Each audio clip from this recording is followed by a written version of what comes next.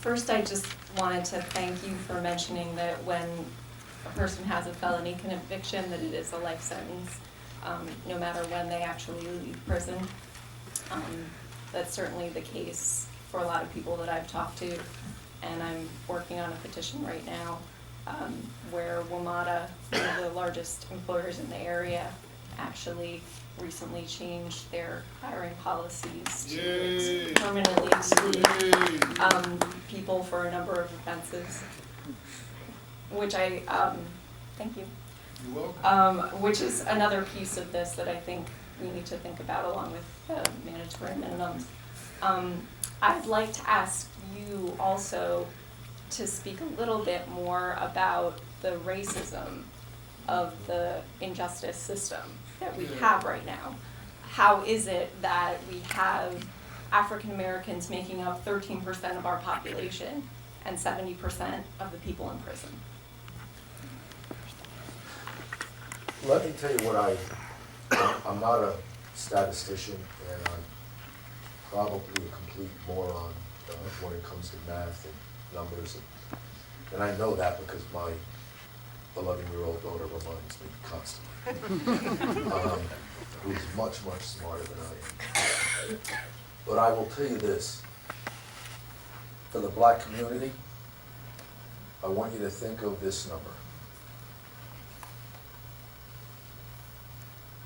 If we continue to arrest black men and incarcerate them at the same rate that we have for the past 25 to 35 years, if we continue that incarceration rate going 25 to 30 years forward, 75% of every black man in this country is going to be in prison, or they're going to be under the judicial arm of some oversight body.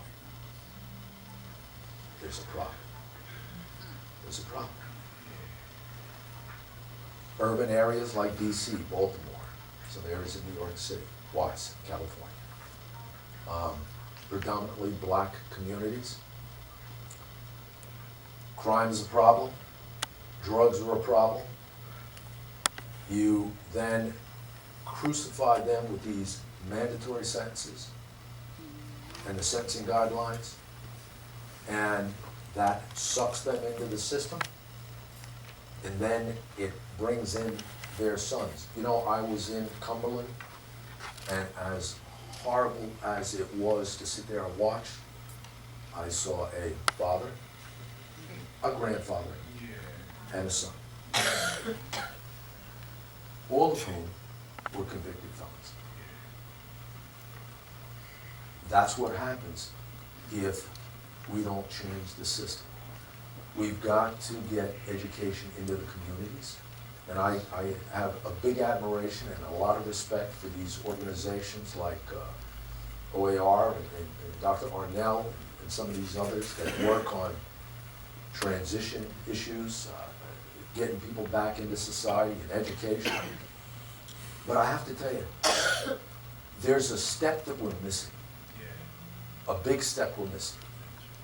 You know, these young men in DC and Baltimore, they get arrested. Personally, me, if somebody said to me, what would you do? How would you fix it? What would you do right away if you had something to do right away? You know what I'd do? Those young men would get arrested. I'd have a court that was specifically created for certain crimes, drug crimes, first-time offenders, nonviolent offenders, get them into that courtroom, get their parents in the courtroom and say, look, here's the deal. Your son or your daughter is going to do 12 months in a boot camp. And they're going to learn respect and discipline. They're going to get their high school diploma. They're going to learn a trade. And they're going to get in top physical condition. And in 12 months from now, if they graduate that course, we're going to let them go. And you know what we're going to do? We're going to dismiss their conviction. Yeah. All right now. You know what that does? That is a real second chance. We have programs like that now, but they don't dismiss the conviction. So I don't give a damn what you just did. I don't care. Because as those young black men have told me personally, in prison, when they came to my class, I taught a life lesson class, and I said, you have to study, you have to get your GED, you have to learn respect, you have to learn discipline. I'm a black man, and I have a felony conviction. I'm as good as dead. That's right. And you know what? As sad as that is, It's true. they're right. They're right.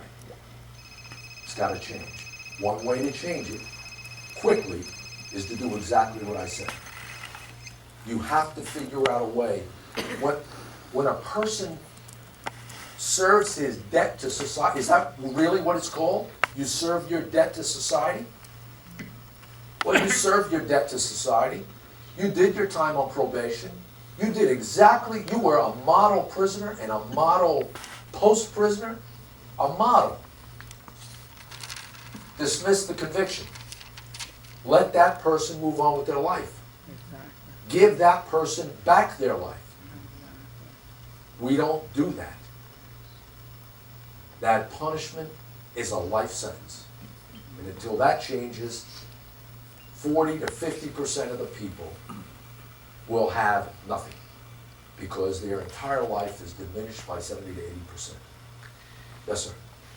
You have an interesting position, being both in, having both served as a warden of the jail and having been sentenced to time in jail, or prison, I should say. I'm wondering, what do you think that we could be doing in our jails and our prisons to help reduce recidivism? So when they get out, so when prisoners get out, they can have a better shot at a Come back normal to life. the organizations like OAR. First, they need real programs inside. Real programs. Not numbers programs, real programs. In the federal system, most of these young men that come in that do not have a high school diploma, they are told, you have to get a diploma, you have to get your DED. All right? There's no incentive for them to do that. And as that young man told me, as many of them told me, I'm black, I'm a convicted felon, there's no sense. There's no benefit to me to go get that GED. All right, if I was the director of the Bureau of Prisons, if I was a member of the judiciary right now, tomorrow I'd sign a bill. You go to school in the Bureau of Prisons, you get your GED, you get 12 months off. I promise you they will go get their GED. I promise you. We give 12 months off for the residential drug program in the Bureau of Prisons. But to get your high school diploma, you get nothing. They need incentives. These are young men that know nothing else other than what they brought with them from the streets. Exactly. Whatever societal values they had in the streets, we now suck that out of them and we institutionalize them with institutional values. We need to do something better than that. They need real education, real programs, real life improvement skills, and then they need organizations like OAR and some of these others that's going to help them get back into the communities. And I'm going to mention somebody in here. Where's Jamie Shaw? Right here. Jamie's from Texas, has a company. He hires all convicted felons. And he does great work.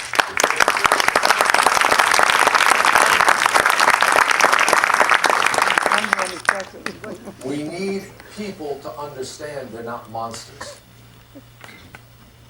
Now, I've stood up here for the last hour or so talking about how difficult it is to get a job. I can't get a job.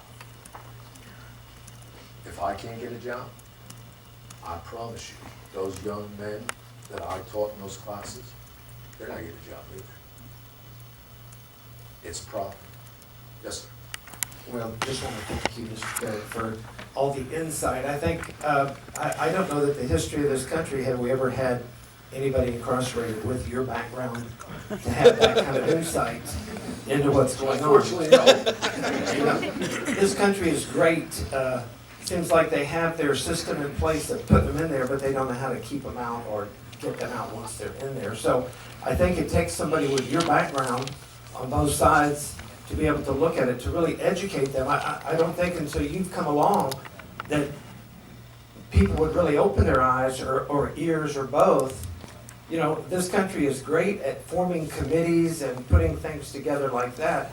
I think with your background and you leading something like that, because like you said, you don't even know all of the insight. You need a group of people that can, you've addressed a lot of issues that just off the top of his head were great reform issues that could completely change the system and actually save this country millions and millions of dollars just from the first-time offenders or nonviolent crimes and home ankle bracelets in the minimum security prison. Instead of having them there, have them at home to reduce costs. I mean, so many great ideas you've already said already that I think if a group of people got together and formed a committee like that to educate our Congress and senators, like you said, you were in the police department, your job was to put them in there. You know what, And- I got it, but, you know, I'm gonna tell you something. I'm not the first person to ever say this. I'm not the first person to ever say it, and it may be a little different coming from me than it has come from others. As somebody mentioned a second ago, no one with my experience and my background and my successes in this field has ever been in the system. I definitely have a very unique and one-of-a-kind perspective. I can only hope and pray that my voice penetrates some of the walls of Congress and makes them understand how damaging the system truly is. And if there's anything I can do to help fix it, if there's anybody I can talk to make them understand, if they want me to talk about it, to advise them, to help them, I'm going to be there to do it. This is something that I think needs to be fixed, and it's something I'm willing to do. So it's just, hopefully I can make a difference in some small way. I'll take one last question. With that, listen, I want to thank all of you for coming this evening.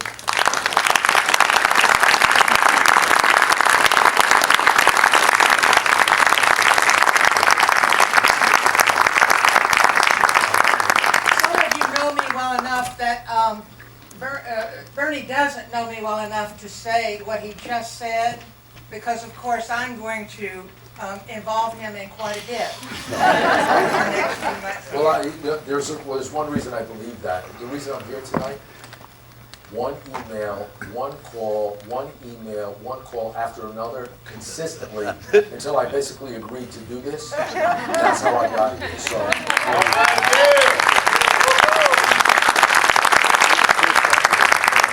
You're a special person, and just know that our prayers go with you.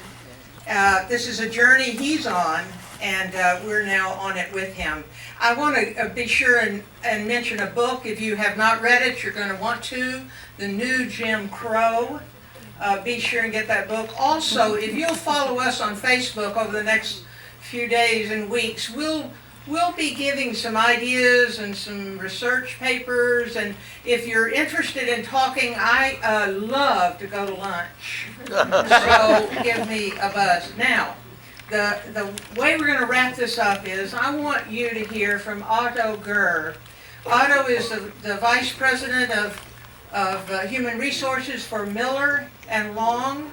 Miller and Long is the third largest concrete construction company in the country, largest in our area, and they have a concerted effort to hire former offenders, and I want you to hear about it and hear about his passion. Otto, come and